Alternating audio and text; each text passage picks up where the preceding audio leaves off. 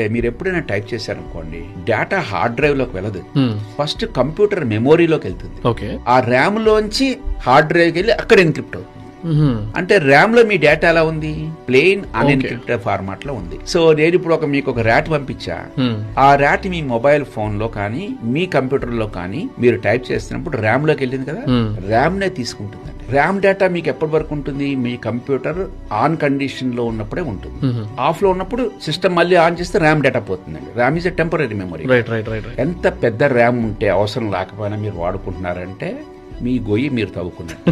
ఇప్పుడు చెప్తున్నారు, ముందే చెప్పాలి కదా. ప్రతిరోజు మీ కంప్యూటర్ ఒక్కసారి ఆఫ్ చేసి ఆన్ చేయండి, అలాగే మీ మొబైల్ ఆఫ్ చేసి ఆన్ చేయండి, ర్యామ్ డేటా పోతుంది. ఈ రెండు ప్రికాషన్స్ మీరు జాగ్రత్తగా పెట్టుకుంటే ఏవైనా మెమోరీ రెసిడెంట్ మాల్వేర్స్ మీ సిస్టమ్ లో ఉన్నా కూడా chances for losing the data is practically zero. Thank you sir, మంచి ఇన్ఫర్మేషన్ ఇచ్చారు.